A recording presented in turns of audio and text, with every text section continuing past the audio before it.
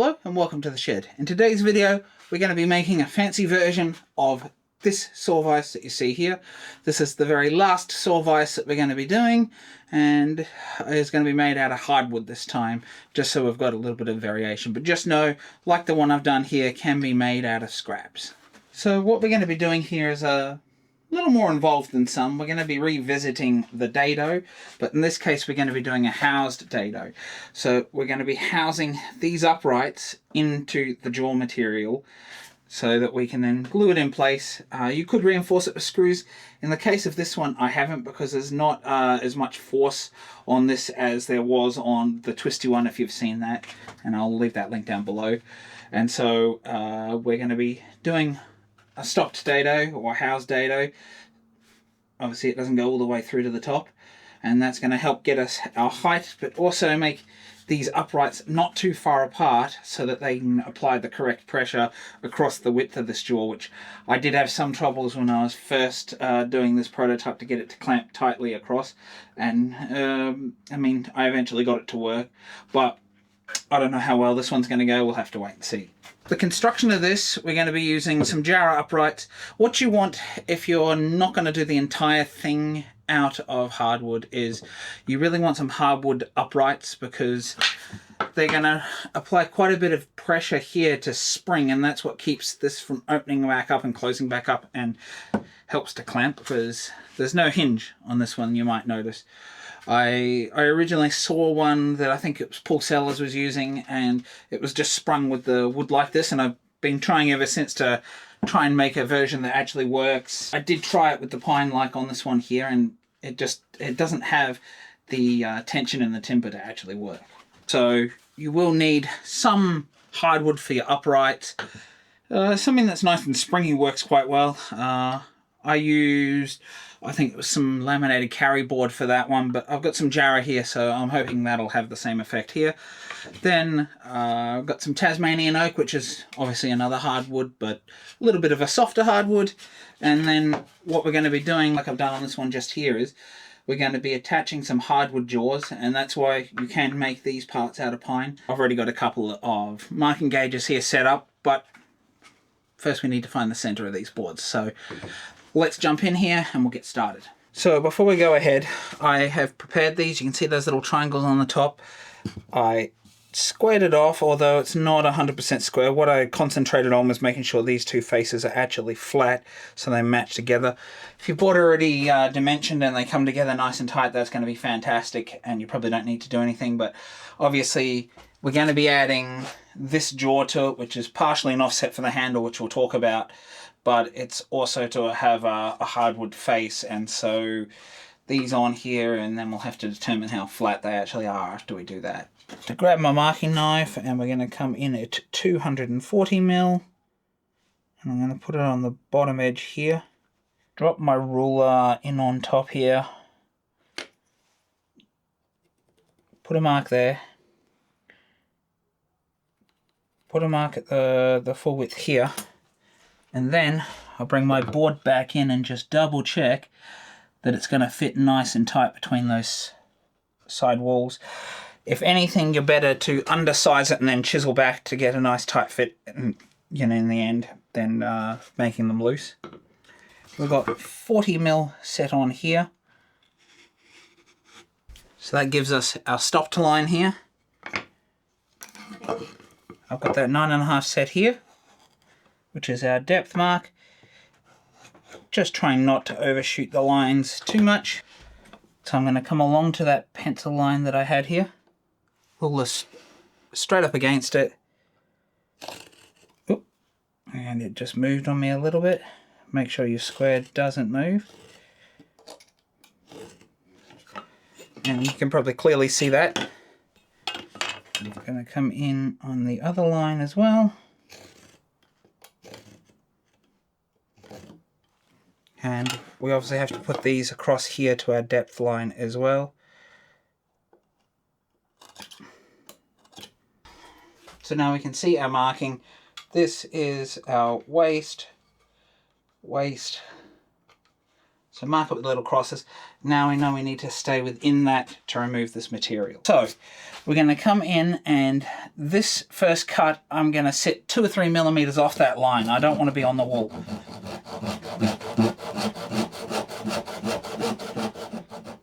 And so all I've done is sawed until my saw stops on this top line just here, and I've hit the base line there. So this is what I call relief cutting, and I'm going to put one of these lines in here probably every 10 mil or so, and it's going to make it a whole lot easier to remove this material.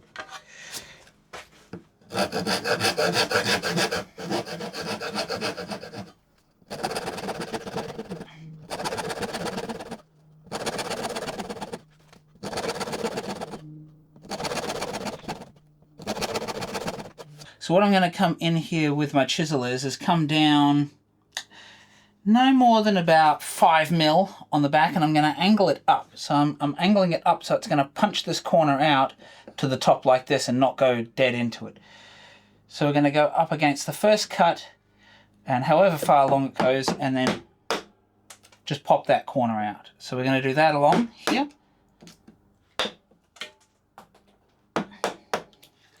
So now we've started it. Before we go across here, because we've only sawn in here, there'll be a gap in that back corner that we haven't cut into. So what I'm going to do is bring my chisel about 2 or 3 mil off that baseline. And we're going to do a couple of hits on the hammer right along. And that's going to stop us from splitting out those fibers when we come across the top, particularly right on this top edge, which will be very obvious. Now we're going to come back in where we remove that material, and I've got to secure this a little bit better, and we're just going to start tapping this material on the top here out.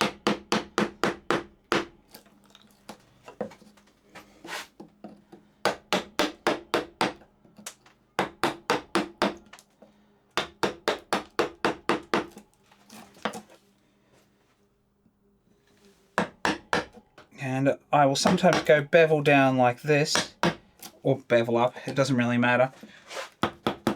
And we can just start to remove this material along here. Especially where the saw didn't get it, it becomes a lot more difficult to remove that material. So I'm going to go back into that chisel line we did before, and we're going to deepen that line. Now,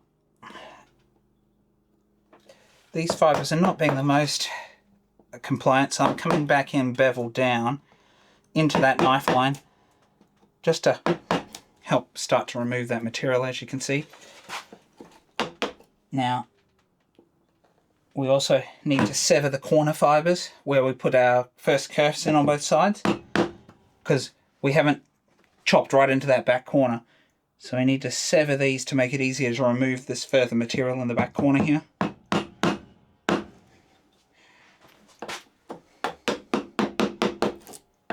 And I just want to remove this to that knife line. And you just see that I went bevel down. Now I've managed to pull that out. We now want to leave these edges here, and we want to come back and concentrate on this bottom edge, trying to remove as much of this material as we can. Now, whether you use a hammer or your fist to hit it like this is really dependent on you. You want to be hitting right on the strong part there, and that can be a little hard on your wrist, so you can still use a mallet. And in some cases, you can just work it back and forwards, depending on the timber you're using, and it'll start to splinter out. Now we can see this is hinging here a little bit, so I'm just going to come back in with the chisel and chop that.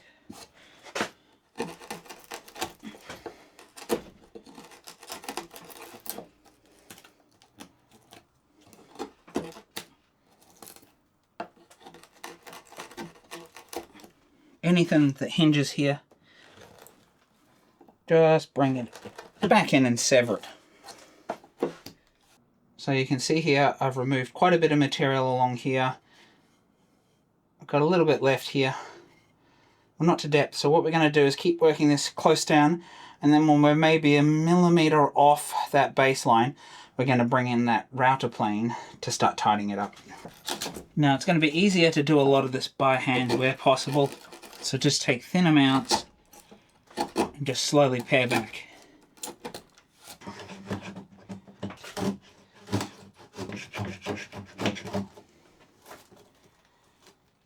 So now we're down to depth. We can start working back to our knife lines on both the sides and this back edge here. First of all, I'm going to just remove along to that back line, or the top line I suppose it is in this case, and I'm just going to take half the material and try and chisel straight down, taking only half the material.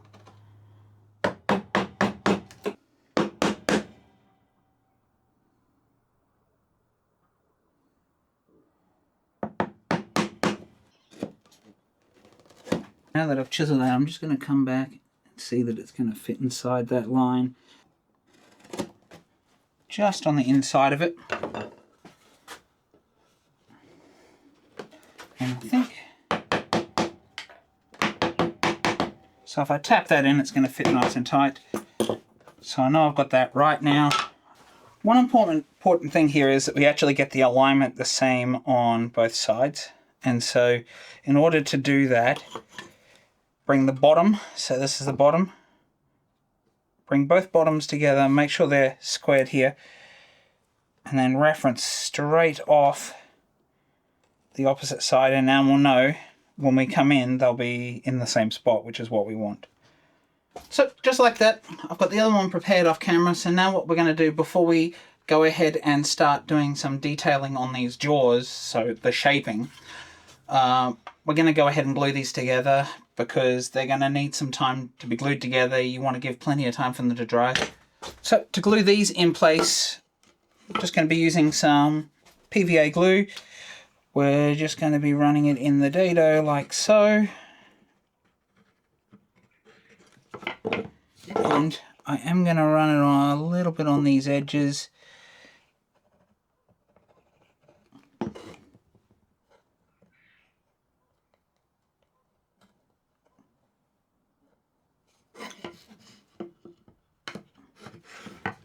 Going to push that right up against the top of the dado like this, and then come in with 2 F-clamps.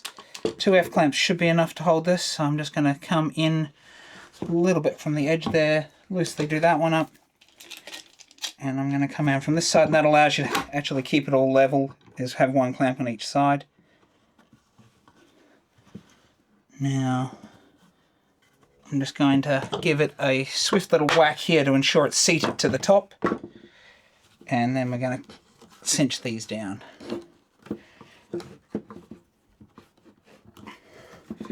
The beauty of these clamps is you can't actually over tighten these handles because the handles just spin when too much pressure is applied. So, and then what you want to do, look for the squeeze out here. And just clean that off. Noting that that means you've got it well seated. So the glue's now dry here on our half laps for our jaws. Now I just wanted to state that if you're actually doing this yourself and you don't have time constraints of filming like I had, it might be easier for you to shape the jaws that we're about to do now prior to actually gluing these laps in. That's up to you. You can do them in this way that I'm doing, but it might not be the most efficient. It's just easier for me filming to actually do it this way because I had to wait and ensure that glue is completely dry. So if you've got more time, that could come into play, and you might want to shape the jaws first, but I'll leave that up to you. That's really an up to you sort of thing in this case. So the first step is I'm going to come in with a ruler and I'm just going to measure down that 10 millimeters right on the outside edge here.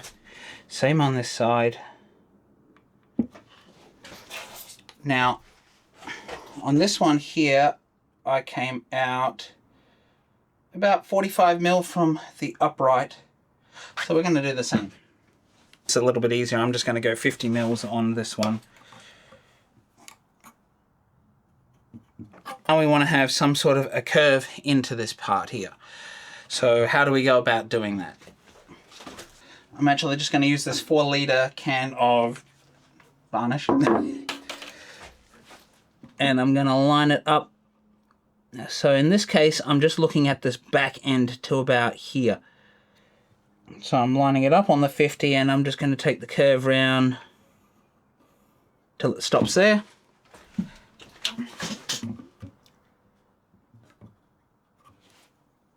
Same on this side.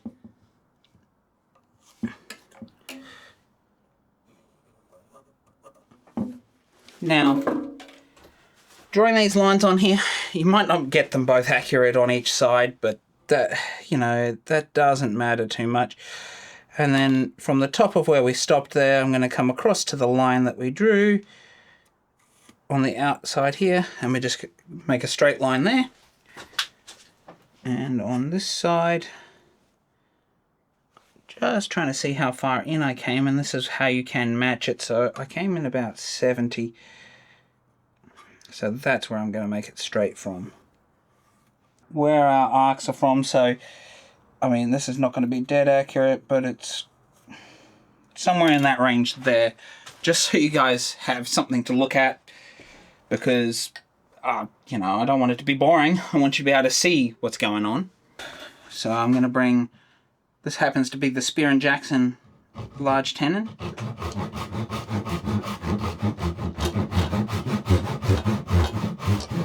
Sorry about the vibration, because I've got this sitting up so high, it's what it's going to do. I'm going to come in with that coping saw.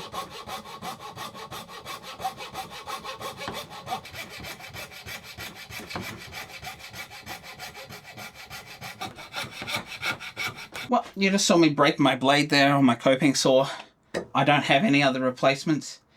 So instead of going and getting some more right now and then getting back to filming, I'm going to show you how we'll do this if you don't have a coping saw, which is great techniques for you guys.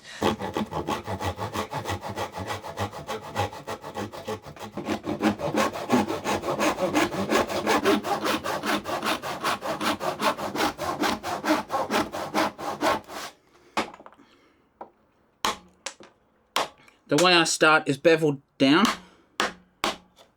Just try and break them off.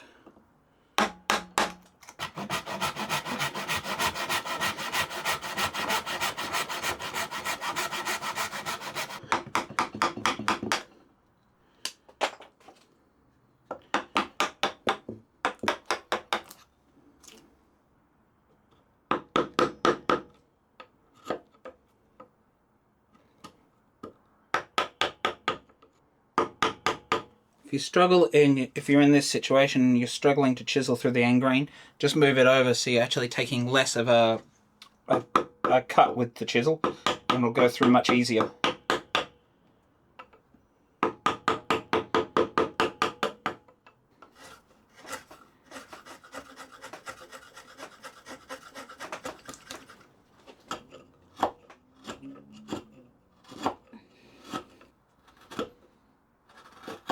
Now I can see a little saw line here, so I've got to get below that.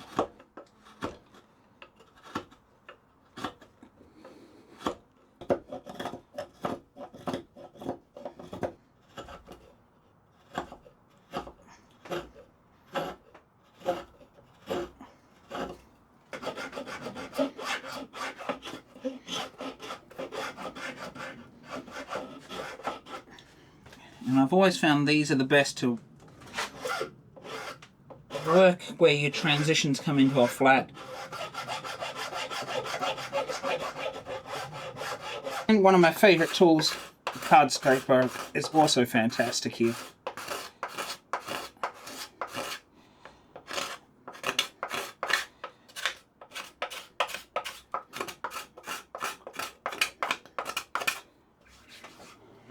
So this shaping took me a little bit longer than I intended.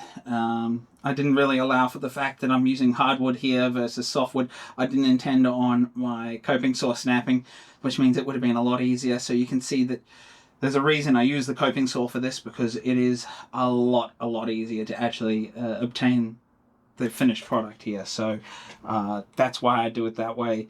I don't go out of my way to show other tools just for the sake of using them. I'll only use them if it makes the job easier, and in this case the coping saw makes the job a lot easier. So that's something to bear in mind. I suggest picking up a cheap coping saw from the hardware store, like Stanley Fatmax, something like that. They still have enough strength and they'll get you done in a project like this for fairly inexpensively. So now what we need to do is mark or place the hardwood jaws, which are going to come off this strip here.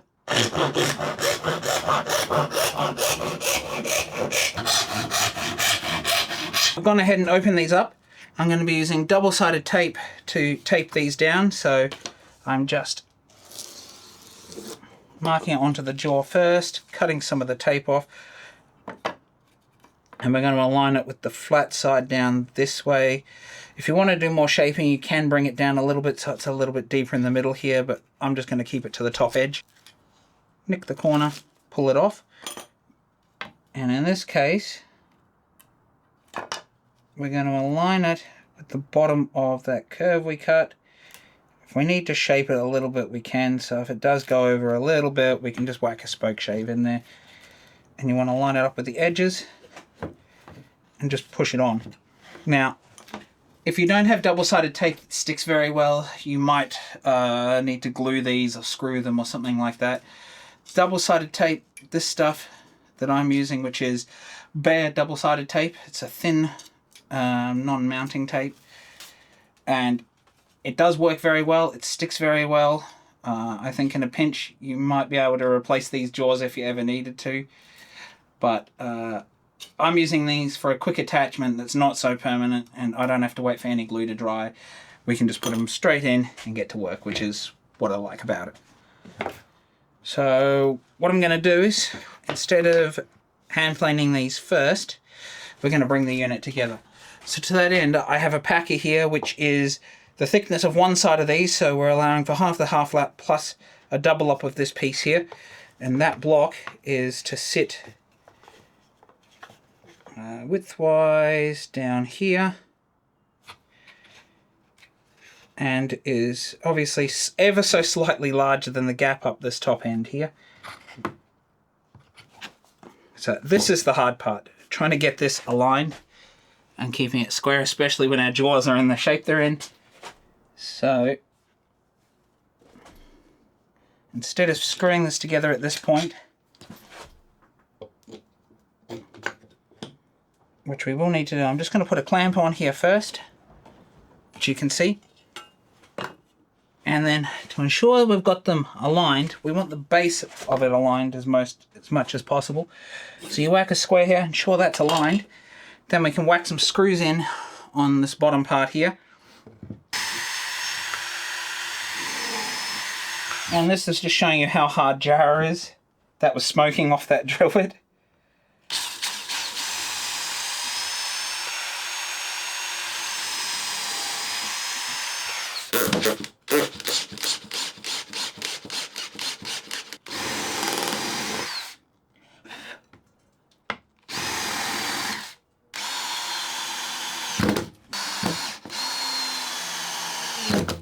So we can see now that this is together that it's actually not much of a gap here at all. And that's what we want. We want it nice and tight. So when this springs, it's almost there. And then when we do this up, it binds it in the last little bit.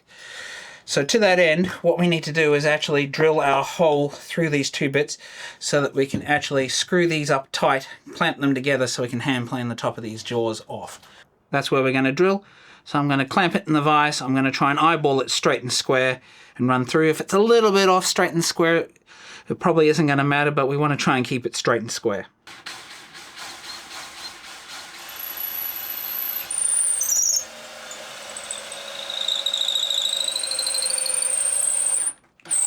I can't quite make it through that length, so I just need to move out the distance of my drill bit slightly.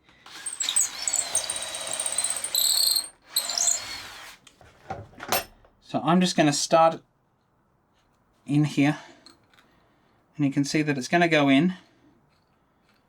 And this is the locking system I'm using. If you've got something like this that actually has an arm on it, I was trying to use basic hardware that we had available. I had this lying around and I just thought, bonza, that's going to be perfect. And so I grabbed it. Now,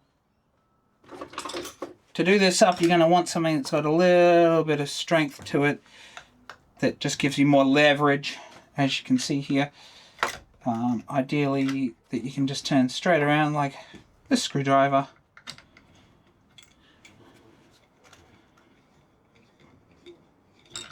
And we're just going to thread this all the way in. Now I can see that it's pulling the jaws at the top together. Since we've got so much left on the top here, we're going to start we're going to saw some of this off first.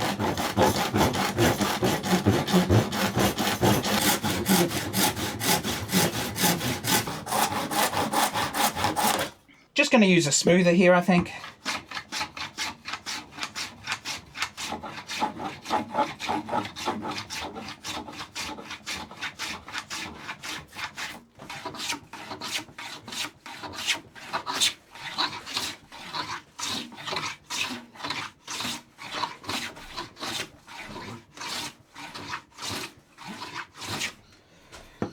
So you can see that double-sided tape here. Let's just cut that off. We can do some shaping to this. You can shape these pieces if you want to. In my opinion, the best thing to do is just to add a chamfer to it.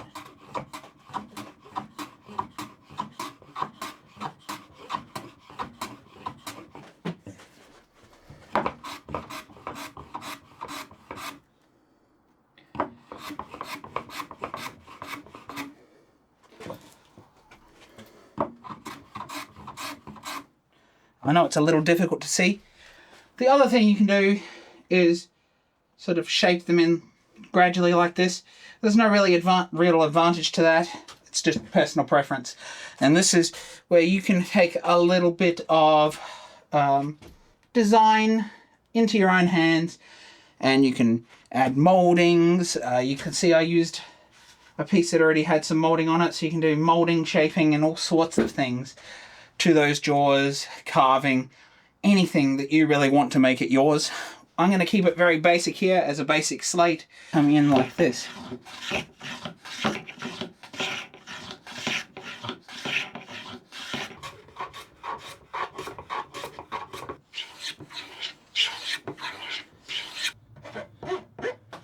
And you want to work to the outside around these curves.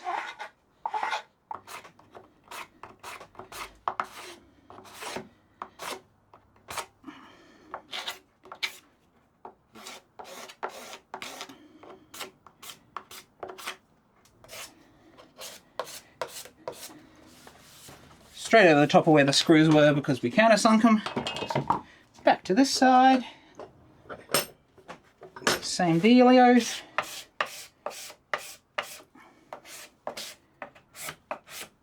Now you only have to undo it enough for the thickness of your saw plate to actually make it in. Let's grab the panel saw, slide it right in, and you can see you can almost get a full-size panel saw into this, which was one of the reasons I chose this style for as wide as it was. Now we want to use this screw on the back here, and sometimes you can do it up by hand. And are we tight? Maybe not.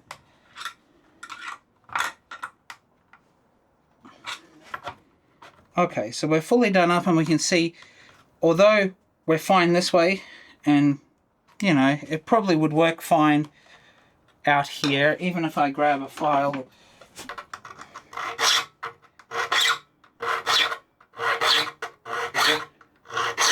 You can hear that it's actually going to hold it fine.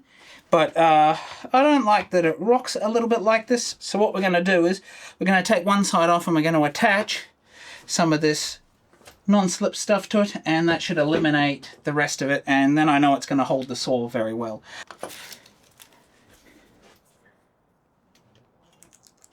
Make sure the double-sided tape doesn't bubble over like it just did there.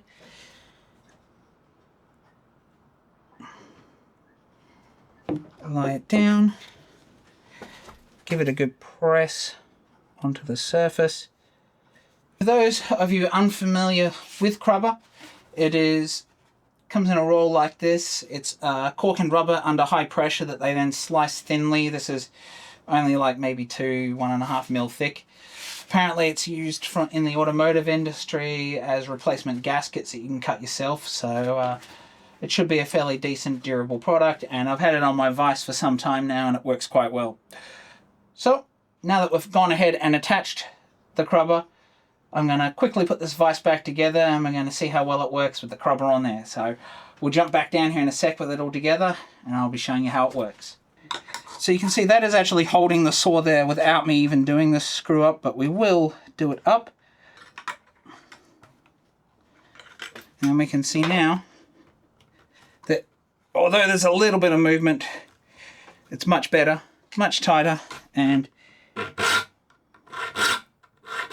you can hear it's eliminated the vibration in the saw.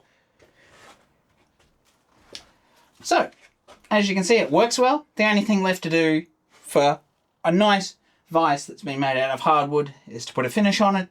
That could be an oil finish. My preference for a quick little finish is actually just to put a bit of straight paste wax on there. Video down below if you want to know how to make it. So, let's put a bit of finish on this.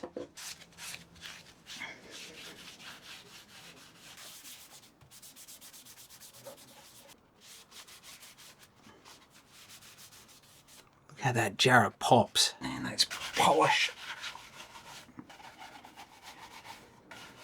So there you have it, folks. That's how we make a premium style hardwood vise that anyone will be proud to use and have in their workshop.